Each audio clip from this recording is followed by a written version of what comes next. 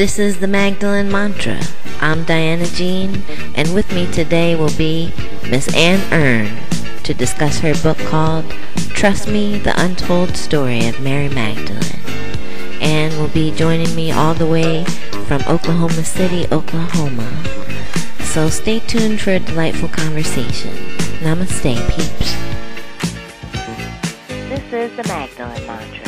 I'm Dyana Jean, and with me on the phone is author Anne Urne, all the way from Oklahoma City, Oklahoma. Good morning, Anne. Good morning, Dyana Jean. Thank you very, very much for joining me. It's such a thrill to be interviewing you about your book that I have read, and I've really thoroughly enjoyed it so much. So I'm really excited about our talk today. I'm excited, too. I've met you over Facebook in your Magdalene Mantra, and I think we were just destined to meet. Right. Seems like we're on the same path here. We could really talk a lot about the coincidences that brought us together, so certainly. But what I really want to do is get into what motivated you to write the book. So why did you want to write a book about Mary Magdalene? That's where I think we should start. Well, I didn't start out to write a book about Mary Magdalene. I have written several spiritual books that I published in a spiritual trilogy. And about the time the Da Vinci Code came out, I had just started a book entitled Trust Me. And a friend of mine said, you ought to read the Da Vinci Code. She knew I was really interested in all the spiritual things, and I didn't think I would like that. But after I read it, it just grabbed me, and I was determined to find out answers to the story about Mary Magdalene and Jesus. Mm-hmm. And my whole book that I'd already started was really prepared for this story, and it just took off in a whole new direction. I mean, it was just amazing the way the story came to me. Do you want to say why you were trepidatious about wanting to read the Da Vinci Code? Because I had a very similar experience. Well, you know, when people were all bantering around when it said Jesus and Mary Magdalene were married, I'm like, well, that's just sacrilegious. You know, I was raised in the Catholic Church, and that just didn't sound like it's something I wanted to hear about. And I was more into spirituality and learning things. And I had studied for 20 years. I had studied all of the scriptures in the Catholic Bible, and then I was drawn to the apocryphal books because I felt like the scriptures had left out so many gaps in the Bible that left questions. The more I read, the more I had questions. And as I brought these books in, and they were presented to me basically as I traveled, I found answers that just blended and melded and really made the story more, it enriched the story. It didn't change the story, but it enriched it. And what I also realized when I started studying about Mary Magdalene was all of this study and all of this background and ancient scrolls and manuscripts, and everything started coming together, and basically she presented to me a whole story, a salvation story that included the woman, basically. Oh, I understand that. I get that. Now, had you always been an inquisitive type of child growing up? I mean, not necessarily. I don't know. I was always determined to probably have my way being a redhead, but I found myself when I'd always been a very busy career lady, and I married a man from Southwest Oklahoma who was a farmer and rancher, and I left a high volt campaign and moved down there, and all of a sudden the wheat was growing, and I'm like, I don't know what to do with myself. I'm not busy. I'm sitting here. What do you do when the wheat grows? And the men all run to the coffee shops, and so I decided I would start reading, and basically I was led to read my Bible that had been given to me when I was 12 years old. Mm-hmm. And I just continued reading it, and from there is where it started, and that was in 1992. So this little book of Mary Magdalene is not just a short book, but it is full of information and 20 years of study. Oh, I was very impressed by that, because it could have been much, much longer. But the way that you were able to get to the point and show how you pieced everything together based on all of the research you did, I thought was brilliant. And I mentioned to you on the phone last night when we had a chance to talk, without being recorded, because it's a totally different scenario. But that was fun. I just was I really thought that was brilliant. And like, well, I feel like it was more inspired than my brilliance. I really do. And I really value that aspect as well in your book, because you do describe how deeply touched you were by all these moments you would have of receiving inspiration, and you just, your faith is very impressive. You have a lot of faith, and I loved seeing that, reading it, visualizing it throughout your book. And I believe it brought you to a place of truth. Oh, it did. It brought me answers and satisfaction that was way beyond my imagination, way beyond my imagination. And the answers came, and I was thrilled that basically the work I'd done, the long, boring book would be the spiritual trilogy, which outlined all the steps that it took to come to where I could write this short story, because all the pieces were all put together except one, and that was Mary Magdalene, and that fell into place. And so this book tells really how it all came together, and it's interesting for spiritual seekers to realize that, you know, those answers are there and you can find them. Now, we're not going to give away the book. Like, we're not going to give away the juicy parts. No, we're not. So people just hang in there with us, because it's totally worth it. And I haven't read anything like it in all of my studies of 7 years. I don't think you'll find this story anywhere else written. But what I would say is that if I were teaching today, even at the high school level or at the college and university level, I would include this book in my syllabus, because it brings up great discussion points. Oh my goodness! Well, that you just reinforce the things that I believe. And to have that come from a theologian and someone that's accredited in theology just really makes me very happy. Well, listen, I feel like if Dan Brown and the Da Vinci Code sparked that much interest and discussion, whether people believed in what the story was about, it really was irrelevant, in my opinion, because it just gave us moments to discuss. And we have to find our own truth. I think basically everyone has to find their own truth. And there are so many aspects of God, and we're all different, so there's so many different things to find. Now, I also wanted to know, was it challenging finding information on Mary Magdalene that you wanted to use? Oh, definitely. I mean, we all know that she's very limited in the scriptures, and that is why when I got to the point after all of this study, and all that I had to go to her in prayer, because I am Catholic and I do believe the saints help, and I do call on St. Anthony when I lose things, because my mother taught me that years ago. And so I did. I called on Mary Magdalene. I said, I don't know where to find these stories about you. And I'll tell you the two books that immediately came to my mind. One was the Canticle of Canticles, and the other was the Book of Ruth. And yes, I love that too. I told you. I thought that those two books aren't talked about, but especially the Book of Ruth. Such a beautiful, beautiful story. And when I read that you went to that story, I was like, see, I knew something was special about that book. There was a message there that no one ever noticed before. That's right. And I don't think you want to give that part away. I won't give it away. No. I would love for people to read the book, because it's a fun, easy read as far as reading. The study has all been done. The facts are presented, and also the way that it came to me and how it affected me and my family and just daily activities. I mean, it was just coming down like pieces to a puzzle, and I was putting this jigsaw together as it came. And so it's interesting to me just to go back and read the story of how it came about, because unless you recorded it, you wouldn't know.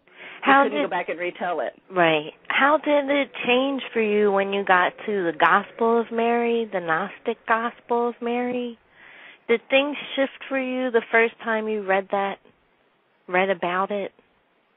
Oh, the first time I read it was right towards the end of my book. As I was ending my book, that I discovered that, they'd found her gospel, and I read it.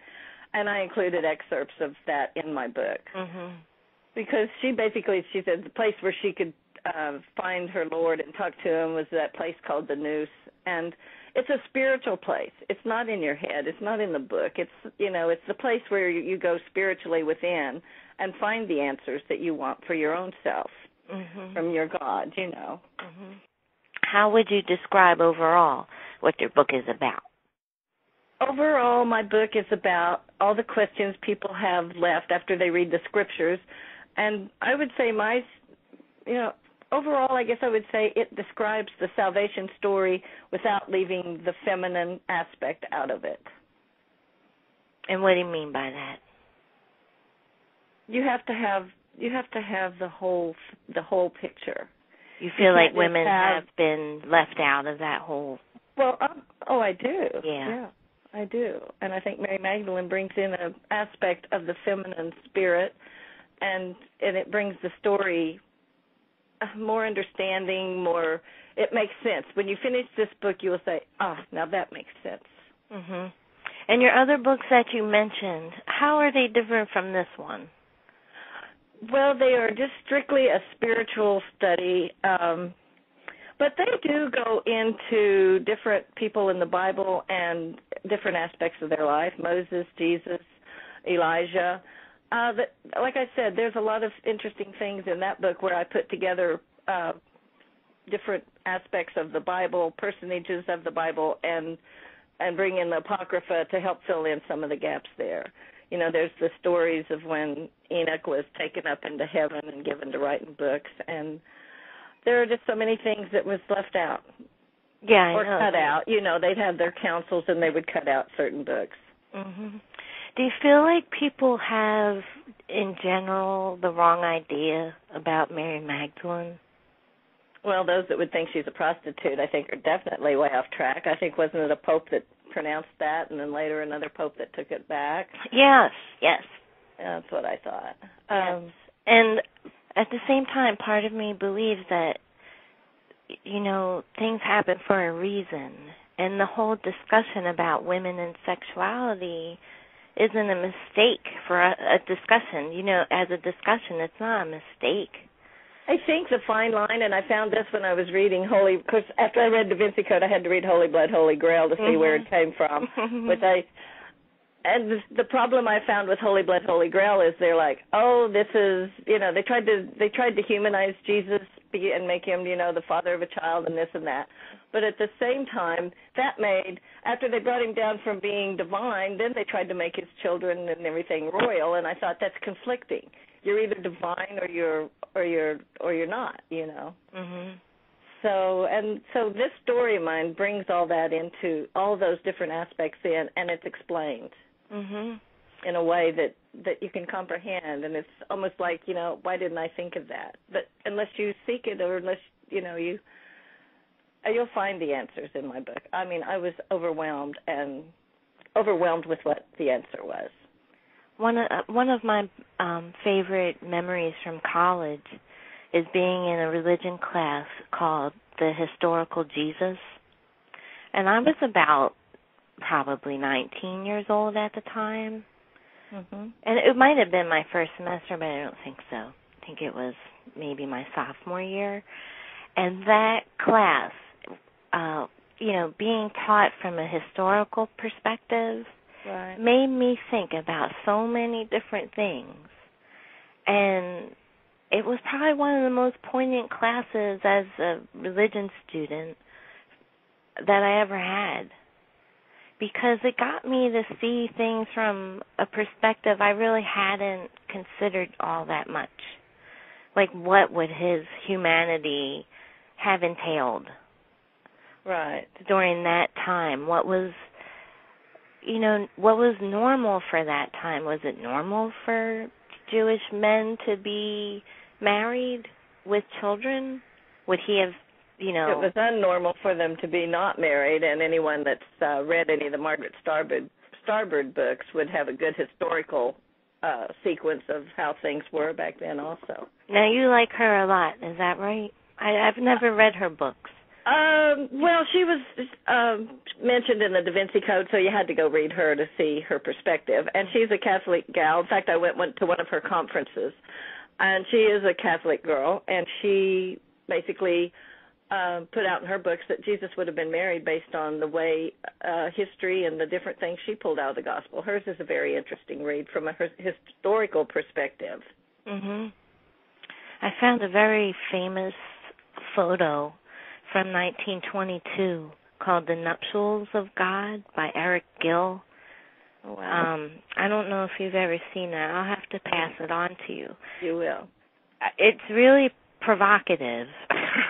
And you should expect nothing less from me, okay? So, and as far as your future plans, do you have a future plan or a book coming for? I do. In fact, if they will take a look at the book Trust Me by Anne Urne, they will find at the back a preview of my upcoming book that I'm about to complete, and it's called The Communion of Saints, because I think we do have saints around us and saints that help us, and so that my next book is going to be getting more involved with saints and how they basically interact with us in our lives now.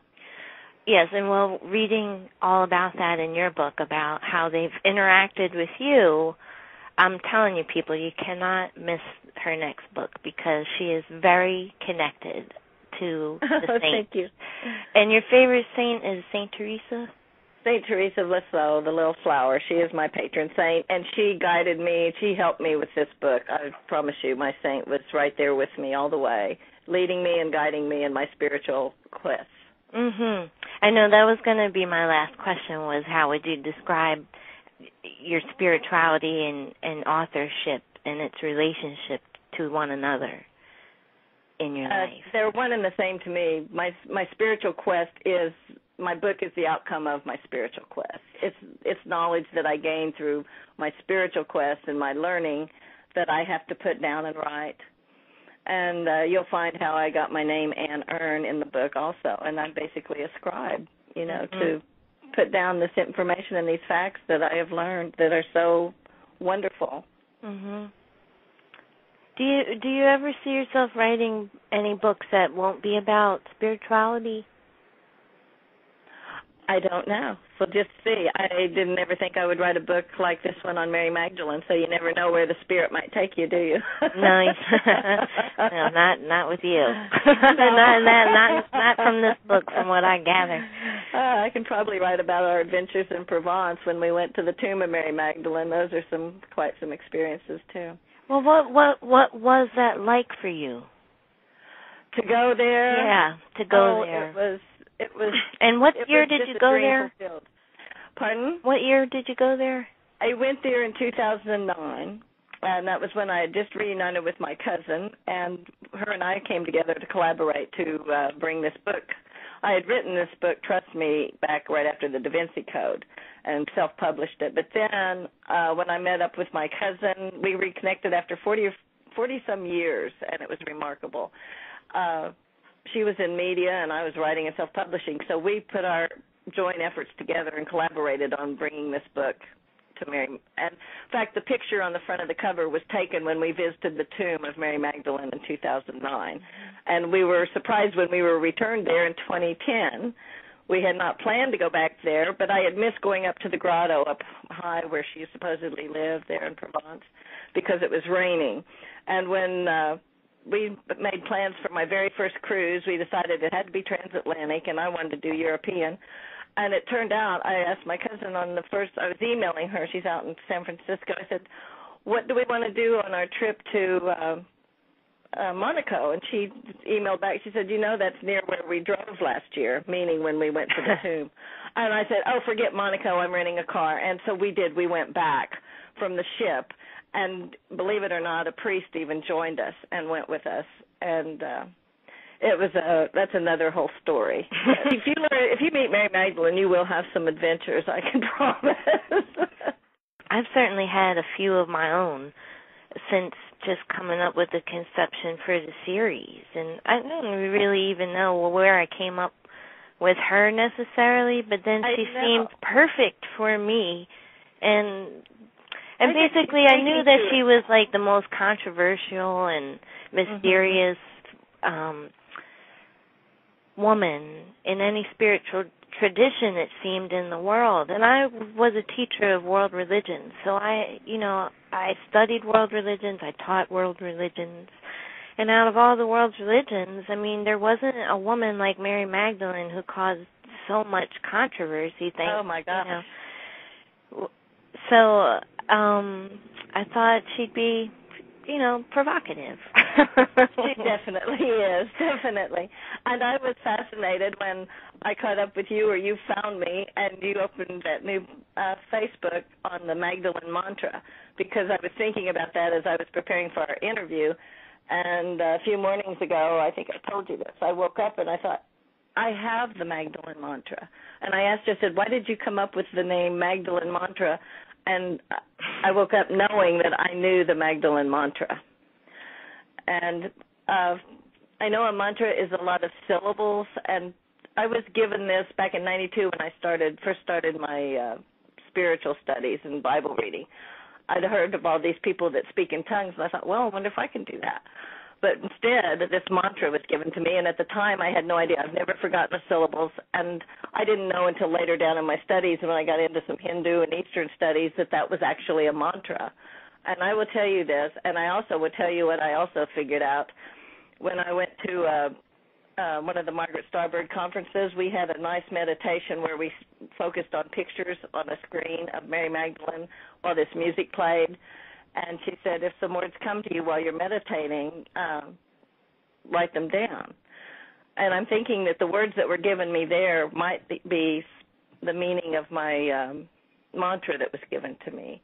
And the mantra that I've had for 20 years is O Shalomahia, Ladia Shana Kahoya. And in the end of my book, you will see where I had these words come to me in English. This is 20 years later at a Magdalene conference. And they are, ask, O Queen, for your half of the heavenly kingdom now. So I think Mary Magdalene is definitely speaking to us. Wow. And she's telling us women we are queens and we need our half of the kingdom. Wow. That's certainly another reason why I wanted her for my series, is because I feel as if the accounts of her in the New Testament, of witnessing the resurrection, of being a witness to that, made her so important to Christianity, because if nobody had witnessed the resurrection, I don't believe we would have the Christianity that we have. The one that went and told the world that he is risen. It was Mary Magdalene. Like if something had happened to her along the way, like I can see a Mel Brooks movie. I love those types of movies, but I can you see something happening to Mary Magdalene on the road, like she gets hit by a donkey or something, and then she can't proclaim the message? That's how important she was. Oh, yeah. She's she important, and she's speaking to women now everywhere, I think. Well, she has certainly spoken to me. Now, I believe so. If you could depart a mantra to women. It's the one I just said. Ask, O Queen, for your half of the heavenly kingdom now. Okay, that's beautiful. And my last and final question is a fun one. What do you like most about being a woman? Everything. I'm a child that grew up with a mother who was a widow with a sister, so I just really never had a lot of influence from a man, so I figured we could do it all. And my mother was so strong, she really did. She raised 2 little children. But I do believe that God created man. He says God created God created mankind in his image, male and female. And I do believe that the female is the spiritual essence of God.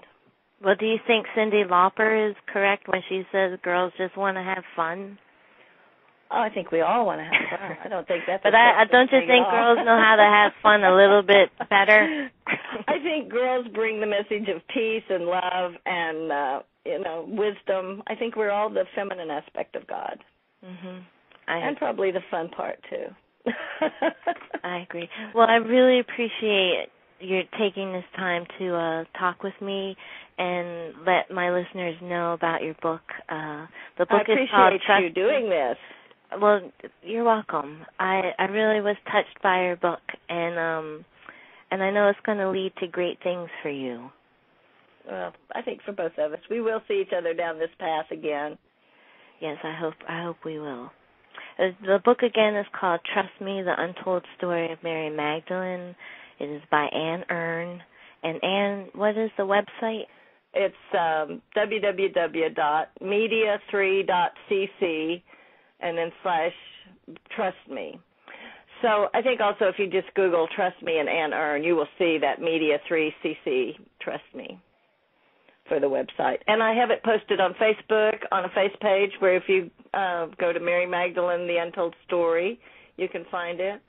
Or if you go to Anne Urne, I also am up on Facebook. So there's several places you can find us. And you can either get the book on the website or you can also get it through Amazon.com. And you're also doing a book tour? I did my first book tour. I was so thrilled because I'm from Illinois originally. I'm not just from Oklahoma, but I went to Chicago with my cousin just a few weeks ago to the Chicago Printers Row to pretty much launch the book. And I want you to know that I was so thrilled because we stayed at the Rosemont Hotel right near a hotel in Rosemont right by the O'Hare Airport. And in front of our hotel was this water tower covered in roses. They have painted their water tower green and covered it in red roses. And Mary Magdalene, Migdal, stands for tower. And my St. Therese is the rose. And I thought, oh, my God, what a greeting to open my book is there's the Tower of Roses standing in front of me. Isn't that something?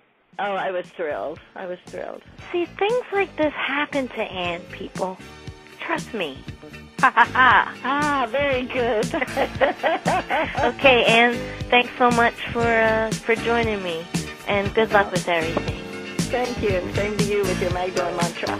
Thank you. God bless you in the work that you're doing. Thank you. The same to you. Okay, talk to you soon.